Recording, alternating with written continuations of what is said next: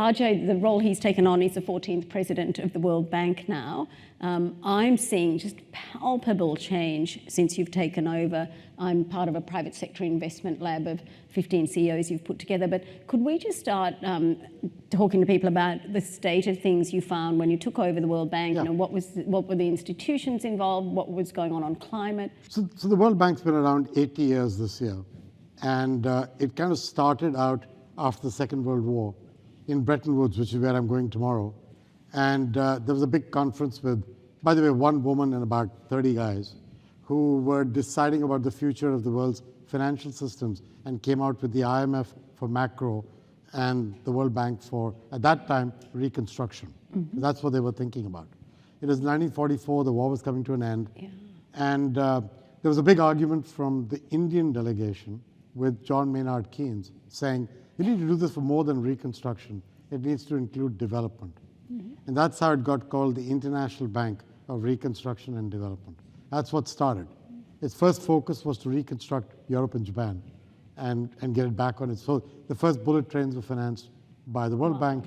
The nuclear power plants in France were financed by the World Bank, and so on.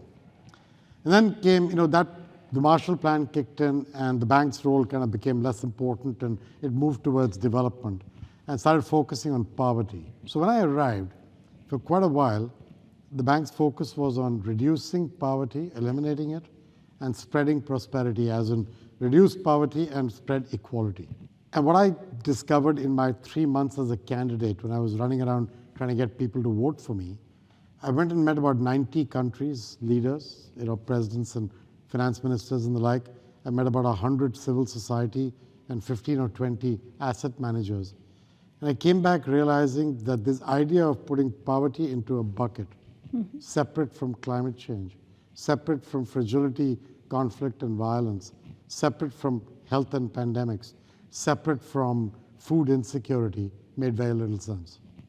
And so finding a way to move from a unipolar kind of thinking to something a little wider while not boiling the ocean was where I was trying to go. So we coined this term a livable planet.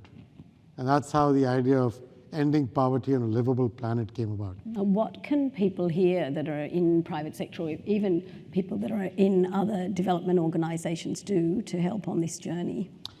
Well, first I've got to get what we are doing better organized. And I think the first thing I've heard is that what holds private capital back, even from middle income countries, is the absence of regulatory policy clarity.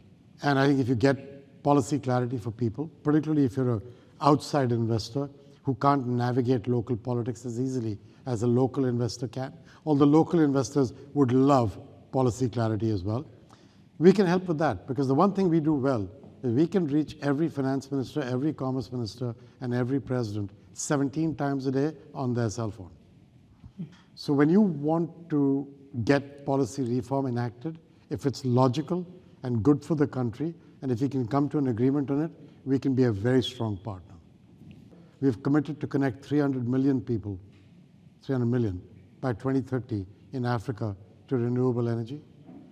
And 15 countries are making an energy compact with us right now. And the country heads are coming to a head of state summit in Tanzania on the 27th and 28th of Jan. And they're going to be lined up with private investors like you all, operators, but also other multilateral banks and development institutions. And they have to say, I'm in Tanzania, here's the 5 things I'm willing to do to even the playing field, give you clarity, etc. And that, I think, will be an interesting conversation for people to hear. But that's one of the things we can do well. But then we've got to know what you want. Because if you ask economists in the bank to design regulatory policy changes, they don't exactly match with what you want. Not most often. So that's a conversation that requires you to engage. If you don't, that's something I can't help with. Yeah. But we need to find that model of engagement.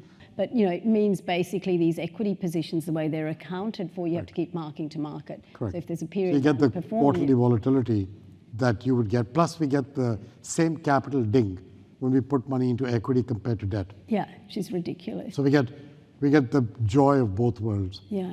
But I believe that if I don't put more money into equity, I'll never catalyze enough private capital.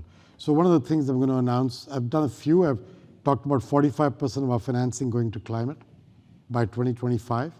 It was at 30% the year I joined. I crossed 44 and 24. Well done. I will go past the 25 Excellent. and the 45 next year. Half to mitigation, half to adaptation. That's because I don't want the emerging markets to think all I'm doing is telling them you can't have gas and you can't have energy while we did. That's not a good trade. And the second thing I've committed to is 1.5 billion people attached to primary healthcare around the world by 2030. And I've committed to 300 million Africans for energy. Yes, you mentioned. And a few other things around methane and rice and the like, and carbon markets.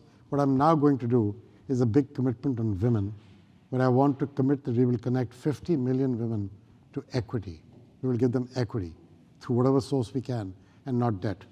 Because in the emerging markets, they don't have assets in their names. So giving them debt is not helpful. They need assets. Equity is their asset, debt is not.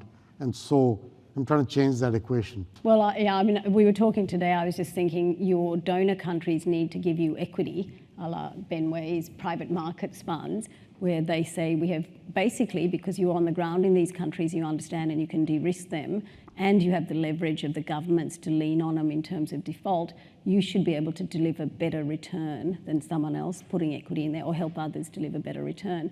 So the governments should actually be saying, I'm going to back you with equity. Yeah.